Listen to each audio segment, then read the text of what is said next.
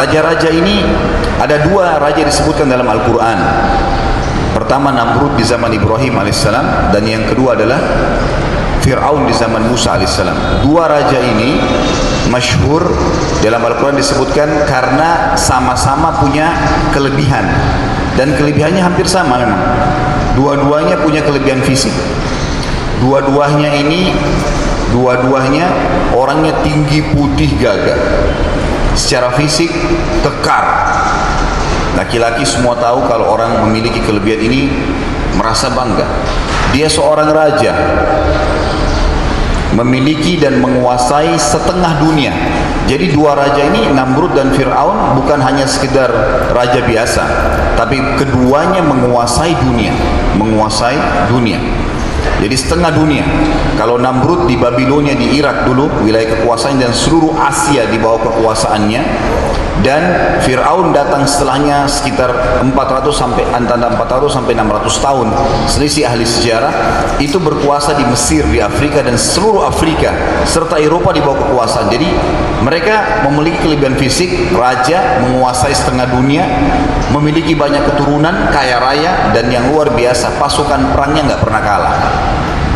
Jadi seluruh kelebihan dunia berkumpul pada dua orang ini. Ternyata ini membuat mereka membangkang tentang ada Tuhan namanya Allah. Bahkan mereka mengaku Tuhan. Kita masuk ke jendela kehidupannya dulu dua raja ini. Namrud misalnya. Namrud ini di zaman Ibrahim alaihissalam, dia menjadi raja di umur 30 tahun, dan dia begitu menjadi raja, langsung dia menobatkan dirinya, mengatakan saya Tuhan masyarakat Babilonia, bahkan seluruh wilayah kekuasaan. Yang luar biasanya teman-teman sekalian, seluruh masyarakat Babilonia tiba-tiba spontan mengatakan, baik, Namrud Tuhan kami. Nggak ada masyarakat yang membantah masalah itu.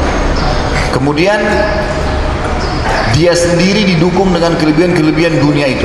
Bahkan Namrud kalau pagi hari setelah mandi menggunakan baju perang, baju kekerajaannya, duduk di atas singgasananya, itu seluruh pengikutnya termasuk istri dan anaknya sujud di kakinya dan mengatakan, Tuhan kami yang agung Namrud.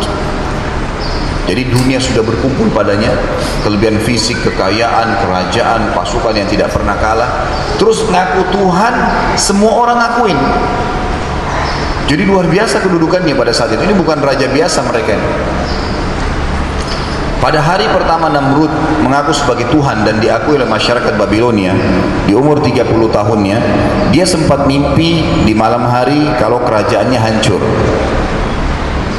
Di dalam beberapa riwayat sahih disebutkan, maka Namrud ini membangunkan penasehat-penasehatnya. Setelah mereka bangun, salah satu penasehat Namrud, atau kalau kita bisa katakan orang nomor satu yang paling dipercaya oleh Namrud, ada satu orang namanya Azar. Azar ini ayahnya Nabi Ibrahim alaihissalam. Ini orang kepercayaannya Namrud, karena Namrud untuk mengaku sebagai Tuhan, dia nggak bisa menjangkau seluruh wilayah dia untuk datang dan disujudin. Maka dia mencari ahli pahat untuk membuat patung, dan dia temukan Azar adalah orang yang paling luar biasa, paling mahir. Maka Azar ini diberikan kedudukan khusus, dan dia tugasnya hanya membuat patung yang diperintahkan oleh Namrud. Maka dibuatlah patung-patung Namrud yang banyak, lalu dikirim ke wilayah-wilayah kekuasaan untuk disembah. Maka Azar juga pada malam itu ada, ayahnya Nabi Ibrahim AS di istana Namrud, karena dipanggil semua. Lalu Namrud tanya, kira-kira apa takwil mimpi saya nih? Mereka semua bingung, kami nggak tahu takwilnya apa nih. Tapi ada salah satu penasehatnya bilang, kemungkinan besar malam ini di Babilonia ada anak laki-laki lahir yang akan menghancurkan kerajaan Anda nanti. Yang terjadi teman-teman sekalian, pada saat itu Namrud mengeluarkan instruksi yang aneh sekali. Semua anak laki-laki yang lahir malam itu dibunuh, nggak boleh ada yang hidup. Termasuk pada saat itu dengan hikmah Allah yang lahir adalah Ibrahim alaihissalam, dan Azar ayahnya Ibrahim hadir di majelis itu, dan dia tahu kalau ini ada perintah instruksi dari Namrud untuk membunuh anak laki-laki. Maka dia segera pulang ke rumahnya, dia sampaikan pada istrinya, ini Namrud sudah mengeluarkan instruksi semua anak laki-laki lahir malam ini dibunuh, maka selamatkan anak kita ke hutan. Dibawalah Ibrahim alaihissalam ke hutan, dibawa ke hutan. Begitu tiba di hutan, Ibrahim alaihissalam tumbuh besar di hutan. Tentu ada kisah sendiri Ibrahim pada masa kecilnya. Saya tidak sedang membahas itu. Saya ringkaskan, Ibrahim alaihissalam sampai dinobatkan menjadi nabi, itu nggak tinggal di Babilonia, sampai umur 40 tahun. Tadi Namrud menjadi raja umur 30 tahun. Dia sempat berkuasa 40 tahun.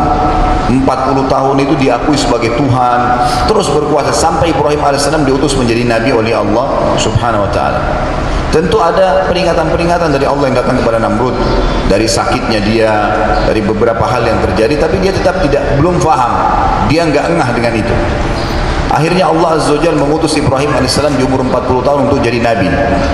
Apa yang Ibrahim alaihissalam lakukan? Di hari pertama dinobatkan jadi nabi, enggak pakai nunggu, langsung masuk ke Babilonia. Ini saya ringkaskan cerita tentunya. Nabi Ibrahim alaihissalam masuk. Nah, di Babilonia itu ada satu kuil besar sekali, kuil yang sangat besar. Di dalamnya banyak patung-patung yang Namrud suruh buat. Ada patung harimau, ada patung burung, macam-macam. Dan di tengah-tengah ruangan itu ada patungnya Namrud yang besar. Disuruhlah masyarakat Babilonia yang bisa ke istana sujud silakan, yang tidak silakan datang ke patung-patung itu. Kemudian mereka boleh memohon, umumnya lah mengajukan, memberikan sesajen dan seterusnya. Kuil ini dijaga oleh satu orang, dan orang ini juga harus orang yang dianggap paling dekat sama Tuhan-Tuhan tadi, patung-patung ini. Jadi kalau ada masyarakat yang memberikan sesajen, memberikan kepada penjaga kuil ini, lalu kemudian penjaga kuil yang meletakkan di dekat ya patung-patung tersebut sesajen apa saja, makanan, hewan sembelihan, masakan, harta dan seterusnya. Berjalanlah bertahun-tahun, Ibrahim alaihissalam datang masuk ke kota Babilonia, langsung datang ke kuil tersebut, dan tepatnya waktu itu malam hari ya, di mana mereka lagi menyembah Tuhan-Tuhan mereka, dan mereka lagi meletakkan sesajen-sesajen di depan patung-patung itu. Kuilnya agak besar, ada jalan kotak di tengah-tengah yang orang bisa keliling minta kepada dewa-dewa yang mereka sudah tunjuk ini. Dewa hujan ada, dewa matahari ada, dewa ini, dewa itu, dewa macam-macam. Maka mereka berikan sesajen kepada penjaga kuil yang mengantar naik ke atas sebuah tembok yang agak tinggi. Untuk ke atas ada tangganya, diletakkan sesajen yang diberikan oleh orang-orang tersebut. Ibrahim alaihissalam datang di malam itu yang lagi rame-ramenya orang sembah patung-patung.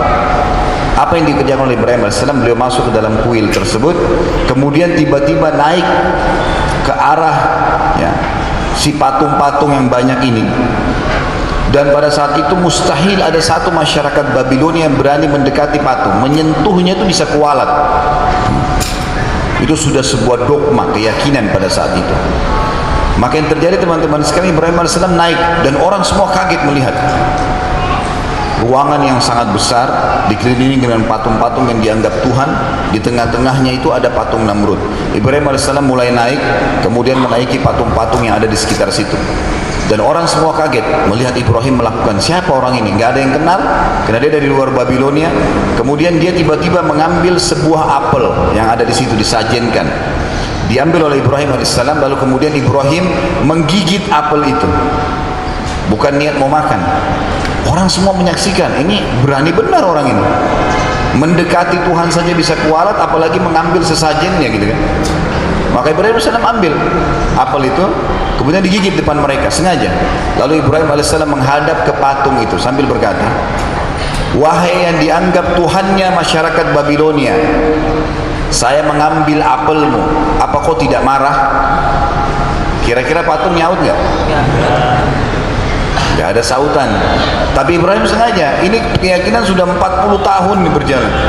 Kata Ibrahim AS kedua kali, wahai yang dianggap Tuhan oleh masyarakat Babilonia, dilihat patung itu, apa kau tidak marah saya ambil apelmu? Tidak ada sautan pasti. Yang ketiga kali, wahai yang dianggap Tuhan oleh masyarakat Babilonia, apakah kau tidak marah saya makan apelmu? Tidak ada sautan. Ibrahim AS melakukan perilaku yang lebih dari itu. Apel yang tadi dipegang dilempar ke wajahnya patung. apelnya jatuh. Kita sudah tahu secara akal sehat, mana bisa patungnya marah gitu. Dilempar apel kena wajahnya jatuh lagi. Tapi orang-orang yang sudah meyakini ini punya kelebihan, itu ketakutan. Kata Ibrahim alaihissalam, wahai Tuhannya Babilonia, kau nggak bisa lawan saya sudah makan apelmu, saya lempar lagi ke wajahmu.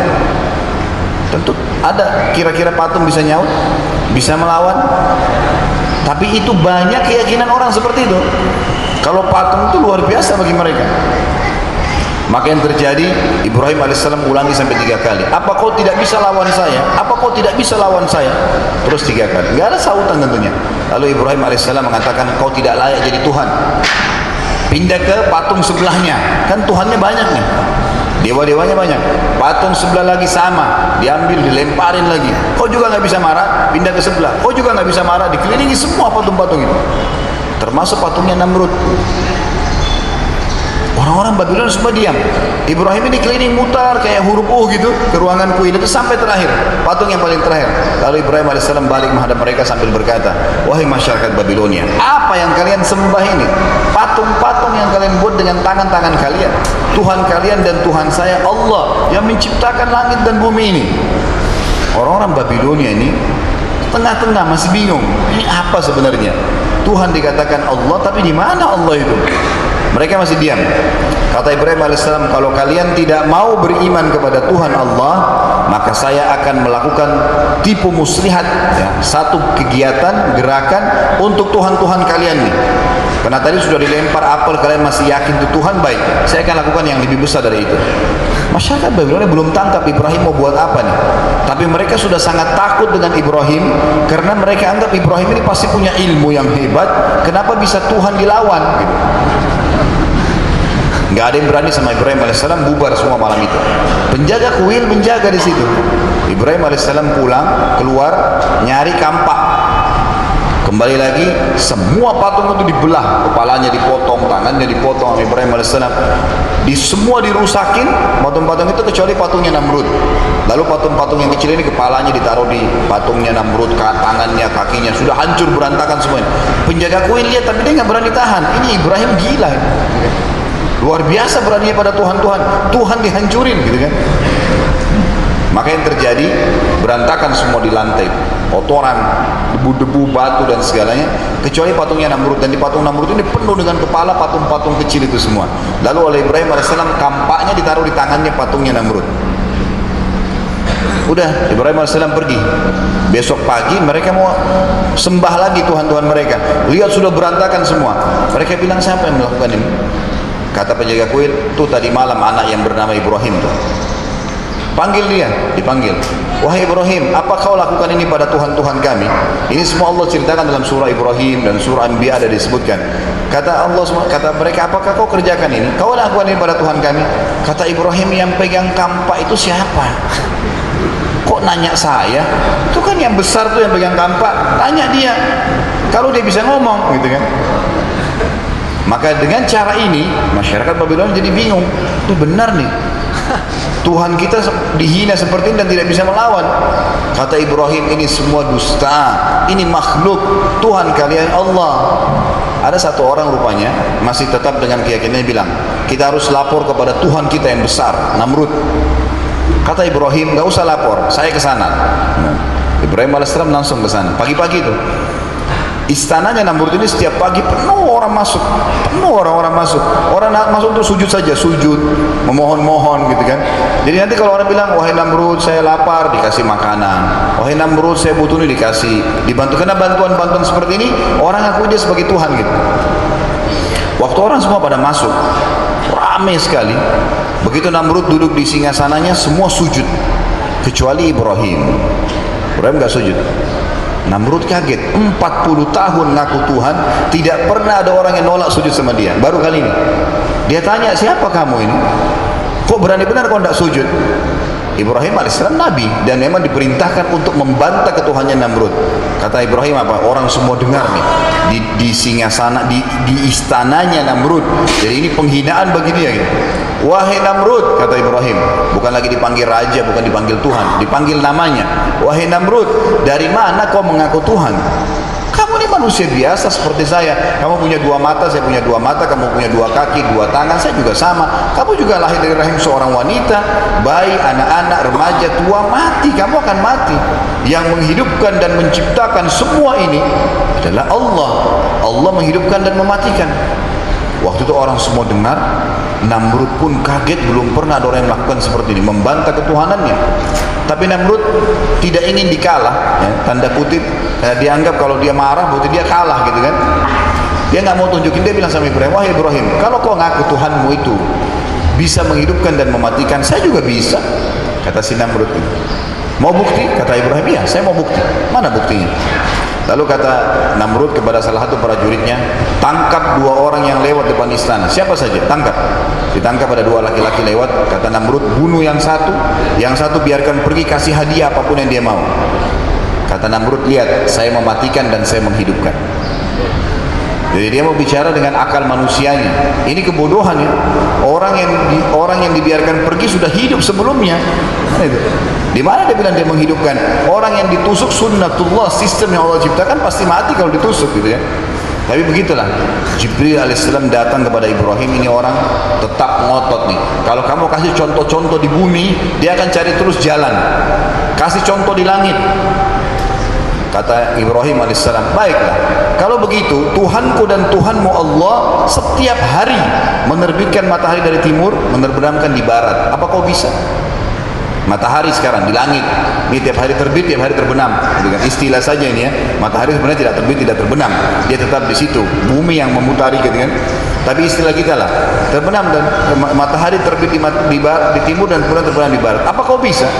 Kata Allah SWT dalam ayat Al-Quran, fabuhital ladzi kafar, maka orang kafir itu nggak bisa ngomong. Mau bilang apa kira-kira? Nggak bisa dibantah sama dia.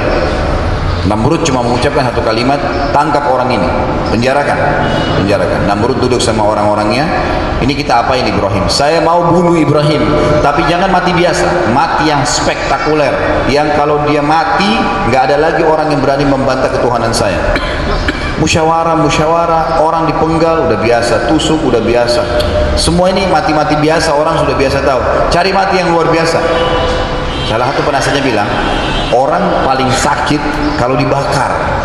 Dibakar itu pasti sakit, pasti teriak, menjerit, dan matinya lama, gitu kan? Baik, kata Namrud, buat api. Ini kalau untuk bakar orang, kita sudah tahu ruangan 2 kali 2 meter, bakar api sudah cukup. Namrud saking jengkelnya sama Ibrahim, membuat api, dibuat tumpuhannya saja sudah tinggi beberapa siku ke langit. Ya, maksud saya dari tanah ya, kita hitung mungkin sekitar 3-4 meter, ya, makanya sampai 5 meter dari tanah. Kemudian di atas itu dibuat tumpuhan api yang besar. Api ini tingginya setinggi istananya Namrud, sekitar 30-40 siku ke langit, 17-20 meter besarnya api itu. Ini bukan main-mainin, ini untuk membakar mungkin ribuan orang. Tapi karena bencinya sama Ibrahim dan ingin menunjukkan kekuatannya, maka dia lakukan itu. Biaya besar dikeluarkan, tenaga banyak dikerahkan. Dan biasanya begini, teman-teman sekalian, Allah Subhanahu wa taala seringkali membiarkan orang-orang kafir itu melakukan maksimal usaha dia. Nanti Allah hancurkan, hilangkan dengan sesuatu yang kecil sekali. Ini sudah dilakukan sama dia, biaya yang besar, dan ini hal yang paling besar dalam hidup Namrud. Setelah api selesai, kata Namrud, undang seluruh masyarakat Babilonia, saksikan Tuhan Namrud akan menghukum siapa yang membantah ketuhanannya. Dipanggil semua orang, jutaan pasang mata menyaksikan. Ibrahim alaihissalam dikeluarkan, dibuka bajunya, lalu akan dilempar ke dalam api. Ada sedikit kejadian kecil di sini. Pada saat Ibrahim alaihissalam akan dilempar ke api, Jibril alaihissalam sempat datang.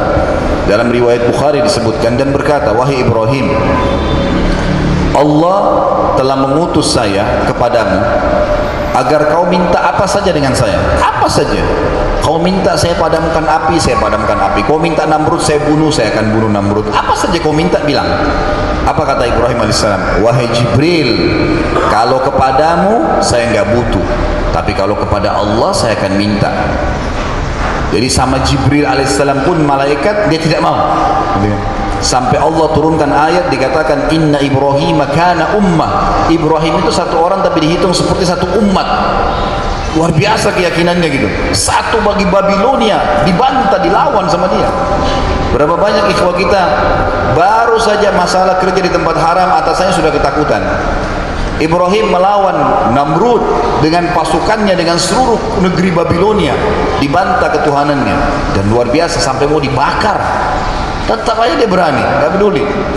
Lalu kemudian Ibrahim alaihissalam waktu dilempar ke dalam api berdoa, ya Allah, zat yang telah aku imani secara gaib, nggak kelihatan, aku yakin ya Allah, Engkau lah penciptaku dan pencipta segala sesuatunya termasuk api ini, dan Engkau lah yang telah menjadikan api ini panas asalnya, maka jadikan api ini dingin dan keselamatan untukku. Perintah dari langit, Allah Azza wa Jalla mengatakan, ya naru kuni bardan wa salaman ala Ibrahim, wahai api jadikan dirimu dingin dan keselamatan bagi Ibrahim. Maka Ibrahim alaihissalam pada saat masuk ke dalam api, dia nggak lihat api, dia melihat ini taman, ada makanan, ada macam-macam. Ibrahim nggak tahu ini kalau api. Udah masuk, selesai.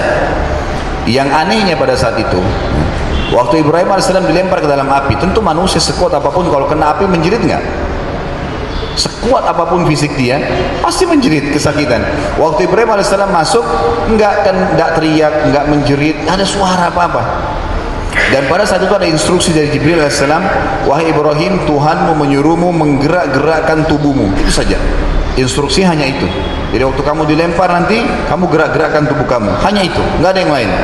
Dan kebanyakan kita perlu tahu, Nabi-Nabi alaihi wassalatu wassalam, itu kalau Allah sedang perintahkan sesuatu, mereka sendiri tidak tahu apa yang akan terjadi setelahnya, tapi mereka patuh jalankan. Nanti akan kita jelaskan juga di kisah Musa alaihissalam. Jadi waktu itu perintah Allah Azza wa Jalla hanya gerakin tubuhnya. Ibrahim alaihissalam gerakin tubuhnya, masuk ke dalam api. Ibrahim sudah nggak lihat api lagi, udah sebuah kebun yang dia duduk di situ. Ternyata gerak-gerakan tubuh ini, ya, ada target di situ. Waktu Ibrahim alaihissalam masuk ke dalam api dan tidak ada jeritan, tidak ada teriakan, maka orang-orang bingung. Sekuat apapun manusia nggak mungkin nggak teriak. Namrud ingin menenangkan masyarakatnya sambil berkata, oh, Ibrahim sudah musnah pertama kena api saya. Tapi buktinya Ibrahim sempat gerak-gerakkan tubuhnya. Jadi gerakan ini sederhana, tapi luar biasa maknanya gitu. Orang semua diam. Kata Namrud, biarkan saja 3 hari. Jadi bukan sejam 2 jam dibakar, 3 hari, karena dendamnya gitu. Lalu kemudian dia bilang, setelah 3 hari kumpulkan lagi masyarakat Babilonia, saya ingin melihat debunya Ibrahim. Subhanallah, di sekitar api oleh Namrud ditaruh prajurit-prajurit pilihannya. Kalau Ibrahim mau lari, dorong lagi ke dalam.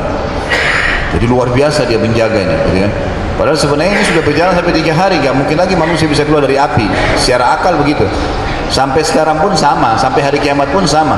Apalagi zaman dulu belum ada teknologi, gitu ya. Ketika cerita dipadamkan api itu, mereka kaget semua karena melihat Ibrahim alaihissalam duduk di tengah-tengah tungkuhan api mereka. Di tengah-tengahnya duduk Ibrahim alaihissalam, gitu kan. Lalu Ibrahim alaihissalam duduk waktu itu lagi menikmatin seperti kondisi di kebun tadi saya bilang, di taman. Maka Namrud dan seluruh jutaan pasang mata Babilonia bingung, kok Ibrahim masih hidup ya? Manusia dibakar masih hidup. Waktu itu datang instruksi lagi dari Jibril alaihissalam kepada Ibrahim, cuma satu. Instruksinya adalah, kata Allah subhanahu wa ta'ala, wahai Ibrahim, Tuhanmu berkata, kamu berdiri pulang ke rumahmu, gak usah ngomong sama siapapun. Itu saja. Ibrahim alaihissalam gak ngerti, belum tahu waktu itu kenapa disuruh begitu gitu. Pokoknya instruksi Tuhanmu, berdiri pulang. Ya sama kalau kita orang Islam, sholat 5 waktu, ini 4 rakaat, ini 2 rakaat, ini 3, kerjain. Orang beriman memang begitu. Masalah ada hikmah nggak ada hikmah itu urusan nanti, tapi kita sebagai orang beriman jalanin dulu. Itu contoh para nabi-nabi itu, dijalanin dulu. Dia berdiri, ternyata ada hikmahnya. Waktu Ibrahim alaihissalam duduk di tungkuhan api, Namrud sempat bilang, Ibrahim terbakar kaku, gitu kan, di tempat tungkuhan api saya, untuk menenangkan orang gitu. Jadi orang-orang pun karena jarak jauh berpikir, benar mungkin Ibrahim itu terbakar kaku kali, karena dari jauh nggak kelihatan. Jadi samar-samar. Mereka kaget waktu Ibrahim terima instruksi dari wahyu tadi, berdiri pulang, itu aja, berdiri jalan pulang. Waktu Ibrahim berdiri pulang, orang-orang Babilonia bilang, berarti Namrud salah. Nah, buktinya Ibrahim hidup, dan tersebar berita di sana pada saat itu. Satu Babilonia, ternyata selama ini Tuhan yang kita sembah Namrud itu dikalahkan oleh Ibrahim. Berarti Tuhannya Ibrahim lebih kuat. Kita tinggalin nih Namrud nih, tersebar berita. Namrud bingung waktu itu, mau jawab apa nih? Dia pulang ke istananya, semalam suntuk gak bisa tidur. Dalam riwayat Bukhari dijelaskan bahwasanya Namrud didatangi oleh besoknya, dikirim oleh Allah Subhanahu wa taala seekor lalat. Lalat ini masuk ke lubang hidungnya terus sampai ke otaknya. Dengan hikmah Allah masuk lalat itu. Kesakitan Namrud, teriak-teriak, dipukul-pukul, lalatnya nggak keluar. Kesakitan. Kira-kira teman-teman sekalian, seekor lalat bisa dilawan sama sebilah pedang yang tajam? Hah? Bisa dilawan dengan 1 juta prajurit? Lalat kecil masuk, dia siksa, niat menyiksa Ibrahim 3 hari di api, Allah siksa 3 hari lalat di hidungnya. Dipukul-pukul, teriak-teriak, gak bisa. 3 hari gak makan, gak minum, gak tidur, gak bisa apa-apa. Hari ketiga tergeletak, meninggal dunia. Namrud mati. Waktu dia tergeletak mati, subhanallah, dikelilingi oleh orang-orang yang sekitarnya, pembesar-pembesarnya gitu. Dan mereka semua menyaksikan lalat itu keluar dari hidungnya. Lalu tersebar berita Namrud mati dengan seekor lalat. Raja, fisiknya sempurna, kaya raya, punya keturunan banyak, prajuritnya, pasukannya gak pernah kalah, gitu kan? Hanya karena menolak ada Tuhan namanya Allah, Allah hinakan tuh. Coba renungi ayat ini. Kata Allah Subhanahu wa taala, a'udzubillahi minasyaitonir rajim, ya ayyuhan nas, hai sekalian manusia, duriba mathalun fastami'u lah, diberikan perumpamaan untuk kalian, renungi baik-baik, fikirkan baik-baik. Innal ladzina tad'una min dunillah, semua yang kalian seru selain Allah, pohon kah, setan kah, gunung kah, apa saja selain Allah, la yakhluqu dzubaban walau ijtama'u lah, mereka tidak akan pernah mampu menciptakan seekor lalat walaupun mereka semua berkumpul. Wa iyyadhrub minhum dzubabu syai'an la yastanqidhuhu min dawfat talib wal matlub. Kalaupun lalat itu mengambil sesuatu dari mereka, ini kita punya segelas susu, ada lalat datang mengambil setetes lalu terbang, masih bisa kita ambil kembali setetes susu itu? Kata Allah, kalau lalat mencuri sesuatu dari mereka, mereka tidak mampu mengambilnya kembali. Sungguh lemah yang disembah dan yang menyembah. Habis cerita Namrud, raja yang luar biasa. Ini bukan cuma sekedar presiden, tapi raja yang berkuasa setengah dunia. Dan ingat teman-teman sekalian, saya yakin teman-teman yang sudah nyusun skripsi S1 atau tesis S2 atau disertasi bahkan S3, di Indonesia ini kita punya sistem penelitian lapangan. Dan sering kalau penelitian lapangan ini mengambil sampel-sampel untuk bisa mengambil informasi ya. Misal di Menteng ini saya mau tahu kebiasaan masyarakat apa sih? Saya nggak bisa datangin masing-masing individunya, tapi saya datangin RT, RW, jelas ambil dari mereka, atau lurah atau camat sekalian, ngambil informasi, selesai. Saya akan punya informasinya gitu kan. Jadi sudah ada sampelnya, oh ini sudah cocok, ini sudah mewakili. Memang begitu. Jadi tidak semua orang kafir itu, orang yang bermaksiat meninggal badannya hangus, badannya kulitnya meletup-letup. Tapi ada 1-2 orang yang Allah perlihatkan, gitu kan? Cukup jadi pelajaran. Karena kalau orang mati kafir begitu, nggak ada orang yang kafir nanti. Sementara Allah ciptakan liyabluwakum ayyukum ahsanu amala, menguji kita siapa yang mau patuh dan siapa yang mau membangkang, gitu kan? Memang seperti itu. Tidak semua orang saleh meninggal keluar bau wangi dari tubuhnya, tapi ada 1-2 orang yang wangi tubuhnya.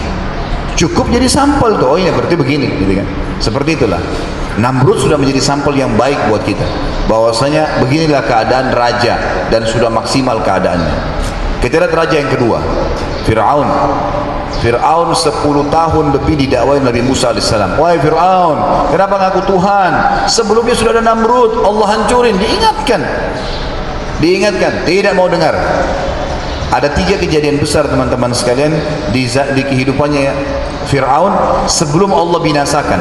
Dan Allah selalu begini dengan kemahaadilannya sebagai pencipta ya. Datangkan peringatan sebelum tsunami, banjir-banjir kecil dulu. Nih, 1, 2, 3. Sebelum stroke, penyakit kecil-kecil dulu datang. Tetap tidak mau tobat, sekalian yang besar didatangkan, gitu kan. Ini datang gempa kecil, masih nggak mau, masih maksiat kepada Allah, masih riba, masih zina, sekalian longsor dikasih sama Allah. Memang begitu. Maka Fir'aun nih ngaku sama. Di Mesir, tadi di Babilonia Namrud, ini setengah Asia, Irak, Iran, Afghanistan, Rusia, Cina, semua sampai ke kita Indonesia dikuasai Namrud, setengah dunia Asia. Fir'aun datang setelah itu di wilayah Afrika, Mesir ibu kotanya, seluruh Afrika dan seluruh Eropa di atasnya itu dikuasai nama dia. Sama, ngaku Tuhan juga, punya kelebihan fisik, kaya raya sama. Diingatkan oleh Musa, diutus lagi oleh Allah. Wahai Fir'aun, kau manusia biasa, ngapain kau ngaku Tuhan?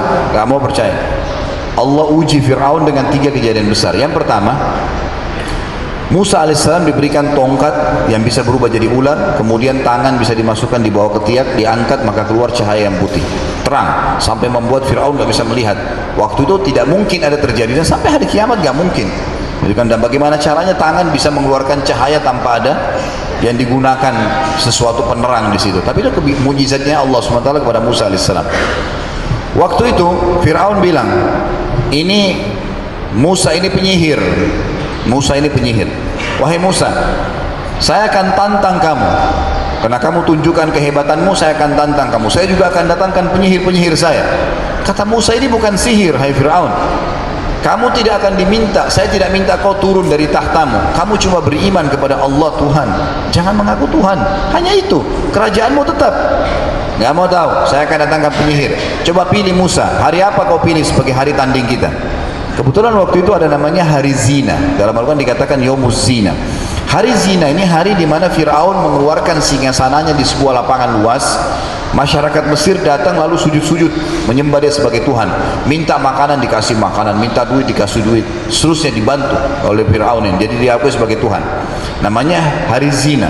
Hari waktu itu disilakan dengan Yaumuz Zina. Ringkas cerita, kata Musa, hari zina kita tanding. Kata Fir'aun, baiklah.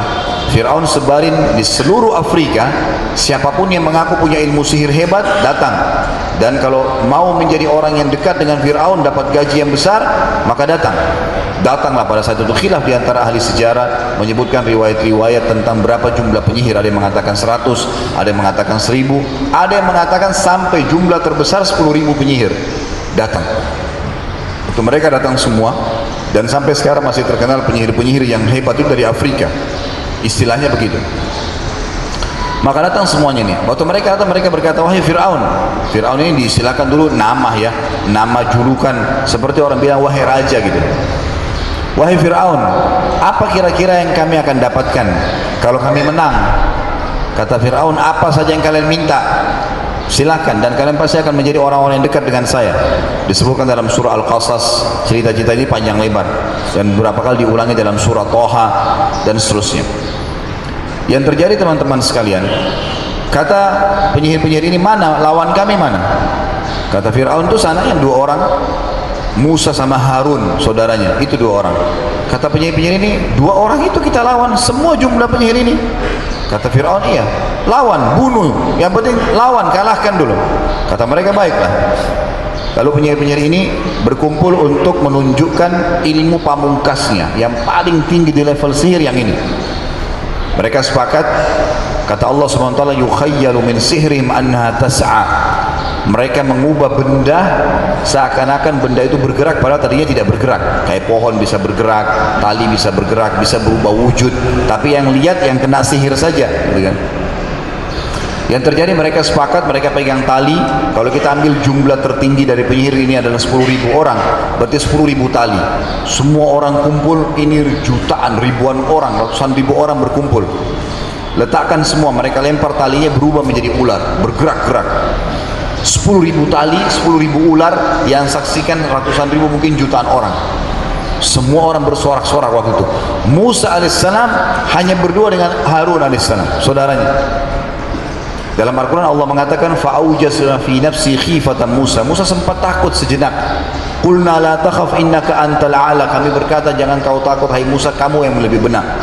Pasti kamu akan menang. Wa alqi ma fi yaminik. Kamu mendekat ke sana, lempar yang di tangan kananmu, tongkatmu itu. Talqafu ma sana'u, pasti akan mengalahkan apa yang mereka lakukan. Innama sana'u kaidu sahir, yang mereka buat adalah perilaku penyihir-penyihir. Wala yuflihu sahiru haitsu ata, mustahil penyihir bisa menang di depan ayat-ayat Allah. Musa alaihissalam datang, dilempar tongkatnya. Perlu teman-teman tahu ya, kalau ada penyihir yang mendemokan sesuatu di hadapan Anda, letakkan tali atau merubah benda, maka kalaupun itu benda berubah menjadi seperti hewan buas atau saja, pastikan tidak akan bisa menyerang, nggak bisa. Itu hanya demonstrasi, demo saja di depan kita berubah wujud. Itu yang Allah ceritakan dalam Al-Quran, dan itu terjadi pada penyihir-penyihir Fir'aun. Jadi apa rahasianya? Penyihir Fir'aun semuanya, kalau kita ambil dari jumlah terbanyak 10.000 orang, langsung sujud pada saat Musa AS lempar tongkatnya. Kira-kira apa? Kita bayangkan pada saat itu sekian juta orang lagi berkumpul di lapangan, semua menyaksikan tanding nih. Ini seperti tanding bela diri, tanding keterampilan, ya kan? Luar biasa. Ular berubah jadi banyak, 10.000 tali berubah jadi ular semua. Kira-kira bagaimana keadaannya? Musa sama Harun berdua nih. Kalau kita bayangkan kita di kondisinya Musa, bagaimana? Dilempar tongkat tersebut sesuai dengan perintah Allah, maka yang terjadi tiba-tiba berubah menjadi ular besar, dan ularnya Musa alaihissalam ini jalan, kemudian memakan ular-ularnya penyihir itu. Mereka tahu si penyihir, kalau apa yang mereka demokan tidak mungkin menyerang, tapi ularnya Musa menyerang, bahkan memakan. 10.000 tali semua dimakan, dan orang semua saksikan. Apa yang terjadi? Kata Allah, fa'ulqiyas saharatu sujjada. Semua penyihir itu sujud langsung. Qalu amanna bi rabbi Musa wa Harun. Kami beriman kepada Tuhannya Musa dan Harun. Udah, ini nggak mungkin sihir nih. Ini pasti luar biasa ini, karena sihir tertinggi adalah seperti tadi, dan mereka tahu itu. Maka Fir'aun marah waktu itu. Ringkas cerita, kenapa kalian beriman kepada Musa, ini adalah ketua penyihir kalian. Tetap gak mau sadar, nganggap ini sihir. Musa datang, wahai Fir'aun, ini bukan sihir, ini mukjizat. Saya nabi dikasih tongkat ini berubah mukjizat, bukan sihir. Ini penyihir, kamu semua sudah ngakuin. Enggak, saya nggak percaya. Ini kejadian pertama, peringatan dari Allah sudah datang, nggak mau. Peringatan kedua datang. Apa yang terjadi teman-teman sekalian? Allah Azza wa Jal menahan air untuk Mesir. Nggak turun hujan. Kayak kita gini kemarau, sama sekali nggak ada hujan. Dan saking panasnya waktu itu Mesir ini, wilayah gurun pasir hampir sama semua ya. Kalau sekarang kita sudah bisa mengukur suhu tentunya, suhunya itu bisa sampai 50-55 derajat gitu kan. Panas sekali. Maka yang terjadi waktu itu panas, dan saking panjangnya musim kemarau, sampai-sampai sumber kehidupan masyarakat Mesir, Sungai Nil kering, habis airnya, nggak ada airnya. Fir'aun berusaha mengeluarkan tenaga, ya, biaya, suruh ambil air dari luar Mesir, ambil dari mana saja di Afrika, ambil. Yang penting masyarakat bisa hidup. Pertama berhasil, 1 bulan, 2 bulan berhasil. Setelah itu sudah mulai mengering juga wilayah-wilayah lain, dan air yang didapatkan tinggal sedikit, harganya sudah melonjak naik. Bahkan yang lebih parah, prajurit-prajurit Fir'aun karena kehausan di tengah jalan, airnya habis diminum di jalan, gak sampai ke istananya Fir'aun. Tiba satu hari, salah satu penasehatnya Fir'aun datang, karena keadaan sudah krisis nih. Didatangkan segelas air, dikatakan, wahai Fir'aun, air tinggal ini, 1 gelas ini, nggak ada lagi. Habis anda minum ini, nggak ada lagi untuk minum, jangankan mandi, untuk minum saja sudah nggak ada. Fir'aun ini rupanya paling suka menghina air, maksudnya merendahkan air. Jadi kalau dia bicara kepada masyarakat Mesir, dia bilang, wahadil anharu tajri min tahti. Lihat nih, sungai Nil takluk di bawahku. Dan dia selalu letakkan prajurit-prajuritnya di sekitar pesisir Nil. Ada hari-hari tertentu ditahan, nggak boleh ngambil air kecuali memohon kepada Fir'aun, baru dikasih air, supaya lebih diakuin dia sebagai Tuhan gitu. Dan saya pernah tahun 89 teman-teman sekalian, waktu itu saya masih SMP, 1989, saya pernah di Kairo. Waktu itu ada paman saya di sana, dan saya dikirim oleh ayah saya ke sana. Saya sempat diajak oleh teman-teman yang sudah senior, waktu itu sudah kuliah. Ayo kita lihat piramida yuk, ayo pergi ke wilayah Ahram namanya, piramida itu. Datanglah, kami masukin piramida itu. Ada satu piramida yang kami masukin itu besar, piramida yang paling besar. Dan itu ternyata di dalam itu unik memang, batu-batu itu luar biasa gitu. Bagaimana bisa terbentuk itu memang satu hal tanda-tanda kebesaran Allah.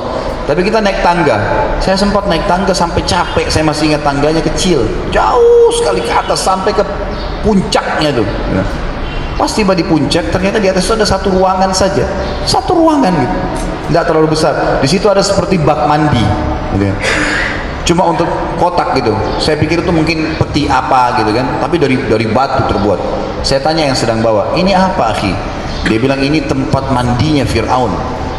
Tempat mandinya di puncak piramida, di bawah air. Saya bayangkan bagaimana dulu orang-orangnya bawa air ke atas tuh, hanya untuk berendam di air tuh. Luar biasa kekuasaan dia pada saat itu, gitu kan. Saya bilang ini tempat mandinya Fir'aun. Dia bilang tempat mandinya aja nih.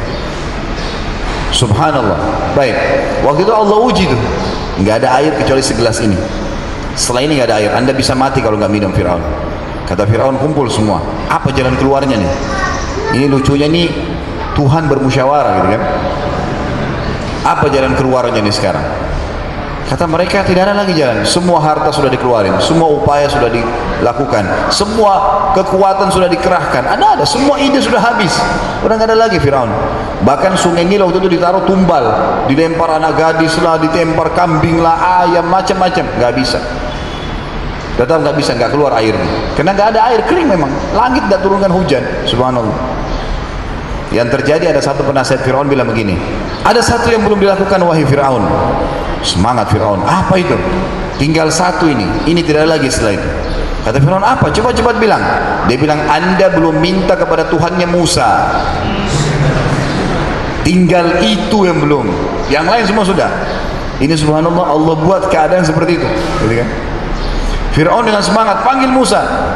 Musa datang alaihissalam, dan kebetulan waktu itu dalam beberapa riwayat disebutkan Musa alaihissalam subhanallah dengan pengikutnya hidup di satu, kayak kalau kita kecamatan gitu ya, wilayah, di situ ada sumur, tapi orang Fir'aun nggak tahu kalau ada sumur. Mereka hidup gitu kan, ada air. Ringkas cerita adalah Musa alaihissalam datang, lalu Fir'aun tidak mau tunjukkan kebutuhannya nih, duduk dengan keangkuhannya, wahai Musa, kau mengaku kalau Tuhanmu itu bisa turunkan hujan dari langit. Kata Musa, bukan cuma air hujan, apa saja kau minta Allah kasih. Lalu dia bilang, sekarang kan kau tahu Mesir lagi panas, nggak ada air, coba minta pada Tuhanmu turunkan hujan dari langit. Kata Musa, apa kira-kira konsekuensinya kalau Tuhan saya turunkan hujan dari langit? Dia bilang, saya dan pengikut saya akan beriman pada Tuhanmu.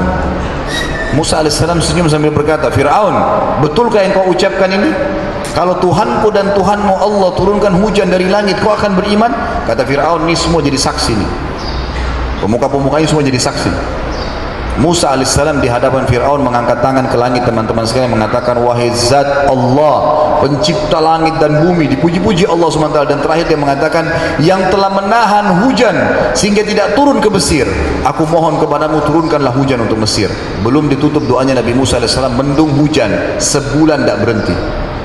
Hujan terus sampai sungai Nil penuh, segalanya penuh, makmur semua dikembali. Kira-kira Fir'aun beriman nggak? Tahu apa kata Fir'aun? Kalimat kufur, hati-hati dengan kalimat begini nih. Sebelum, pada saat sakit, seakan-akan mohon sama Allah, begitu sembuh dokter yang hebat, bukan Allah. Apa yang dia bilang? Oh, sudah saatnya hujan turun. Selesai, kalimat ini saja, udah nggak jadi beriman. Lo mana janji kamu tadi? Sudah, pokoknya ini hujan sudah saatnya turun, udah kembali lagi. Terakhir yang ketiga teman-teman sekalian kejadian, waktu itu tersebar berita di seluruh wilayah kekuasaannya Fir'aun. Ternyata Fir'aun yang kita ngakuin Tuhan selama ini nggak bisa datangkan air untuk kita kecuali sudah minta tolong sama Tuhannya Musa. Berarti Tuhannya Musa lebih hebat tuh. Hampir terulang lagi kasus Namrud tadi, gitu kan? Tuhannya Musa, Tuhannya Ibrahim. Yang terjadi teman-teman sekalian, orang pada beriman. Waktu itu Fir'aun sebenarnya kalau dia beriman sama Allah, nggak dicopotin dari dudukannya, tetap jadi raja. Bahkan luar biasa kata ulama, kalau Namrud waktu itu sama Fir'aun ya, beriman, maka mereka mungkin manusia yang paling banyak pahala di muka bumi, karena semua pengikutnya beriman, gitu kan?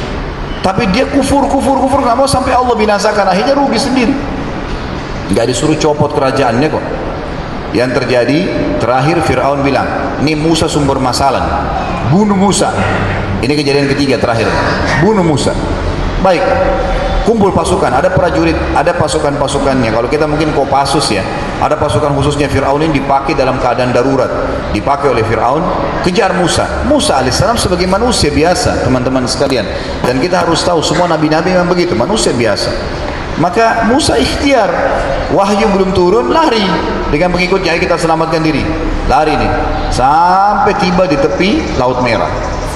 Fir'aun kejar. Dalam Al-Quran Allah ceritakan untuk Fir'aun, lihat Di depan mereka sudah lautan. Kelihatan tuh berapa jumlahnya. Ya, orang-orang Bani Israel yang beriman. Kata Fir'aun, innahum lasyirzimatun qalilun. Itu mereka, jumlahnya cuma segitu.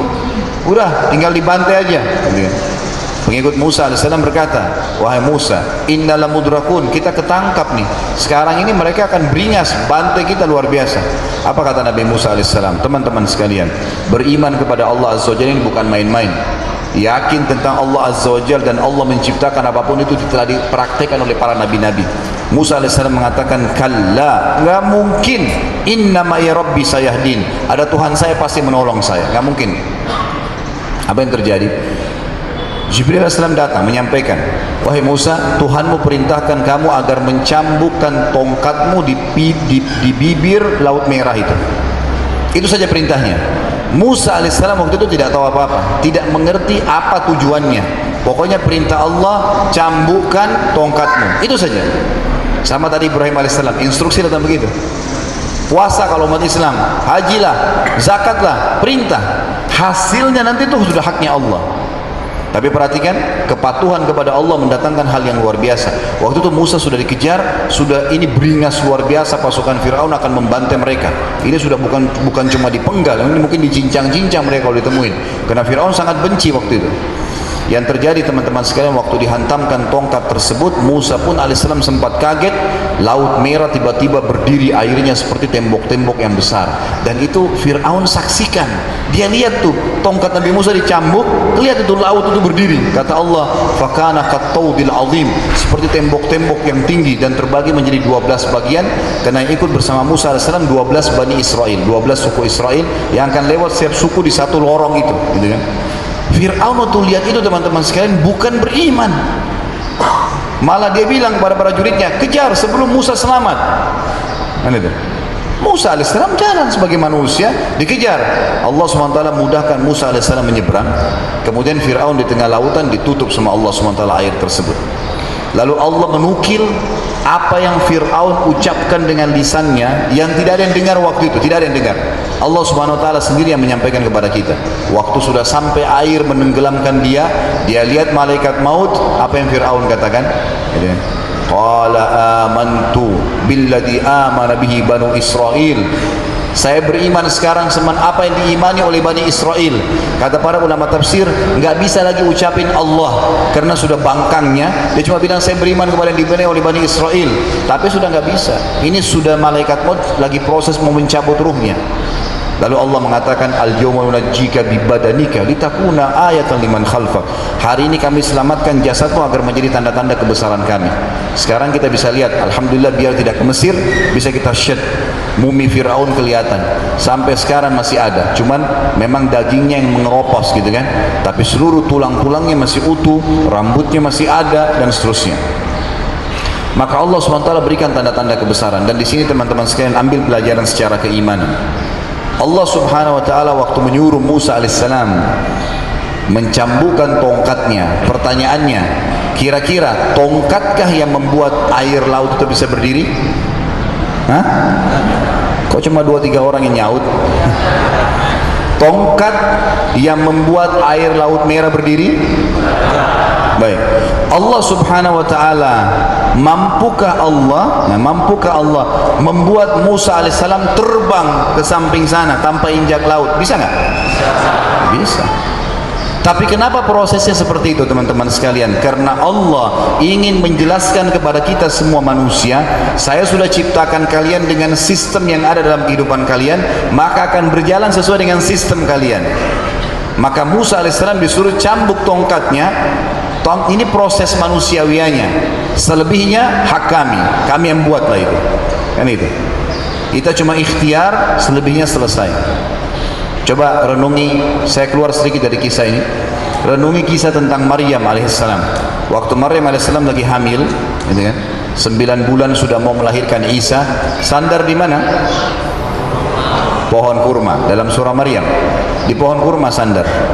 Lalu waktu itu Maryam alaihissalam kesakitan, khawatir nanti haus, nanti lapar, bagaimana? Allah mengatakan, kepada Maryam, jangan kau takut hai Maryam, kami sudah buat mengalir di bawahmu air. Ada dibuat mata air oleh Allah SWT. Dan goncangkanlah pohon kurma yang di sebelahmu, akan berjatuhan kurma-kurma yang basah, rutop namanya. Kurma basah, kamu bisa makan. Saya tanya di sini teman-teman sekalian, yang paling kuat ototnya mana nih? Hah? Mana laki-laki yang paling kekar nih? Bisa nggak kira-kira yang paling kekar di antara anda ini menggoncang pohon kelapa? Ada yang bisa nggak? Pohon kelapa sawit goncang. Bagaimana dengan Maryam yang hamil besar 9 bulan, Allah suruh goncang pohon kurma, bisa nggak? Allah gunakan kata-kata ya, wahuzzi, huzzi itu goncang, ilaiki bijiz'in nakhla, pohon kurma di belakangmu, tusakit alaiki rutaban janiyah, akan jatuh kurma-kurma yang basah itu. Ternyata di sini Allah cuma suruh percaya, yakin. Begitu Maryam alaihissalam sentuh, goncang sendiri pohon itu, jatuh kurmanya. Keyakinannya di sini dilakukan. Jadi bukan masalah pohonnya digoncang. Mana pernah dalam sejarah pasukan jihad itu lebih banyak daripada pasukan perang kafir? Gak pernah. Pasti lebih sedikit, pasti menang. Masalahnya keyakinannya di sini. Bagaimana dia yakin dengan Allah Azza wa Jalla. Tadi Ibrahim yakin api makhluknya Allah, panas pun tidak ada urusan, Allah jadikan dingin. Laut dilewatin oleh Musa alaihissalam, Fir'aun ditenggelamkan. Ini lawan raja yang kuat nih. Apalagi kalau cuma sekedar raja-raja kecil, apanya mau ditakutin itu? Yang besar aja Allah SWT hancurkan. Ingat, ada sebuah hadis qudsi yang mulia. Kata Nabi SAW, Allah Subhanahu Wa Taala berfirman, wahai anak Adam, jangan pernah kamu takut sama pemilik kerajaan atau kekuasaan, bagaimanapun luasnya kerajaannya, selama kau yakin kerajaanku ada dan kerajaanku tidak akan pernah hilang. Wahai anak Adam, kalau seandainya aku penuhi semua kebutuhanmu dan kau yakini itu, udara ini, cahaya tadi, suara, segala kebutuhanmu ini, kau yakini aku yang memberikanmu dan kau terima itu, maka aku akan buat seluruhnya cukup untukmu. Dan kalau seandainya, hai anak Adam, kau tidak yakin aku yang memberikan, maka aku akan sempitkan dunia padamu. Kau akan susah dan tidak akan datang kepadamu kecuali yang sudah aku catatkan. Tetap kalau gelas ini takdirmu, ya ini kau dapatkan. Selebihnya tidak akan. Walaupun kamu mau mencuri sana sini, tetap ujung-ujungnya yang datang cuma bagianmu saja.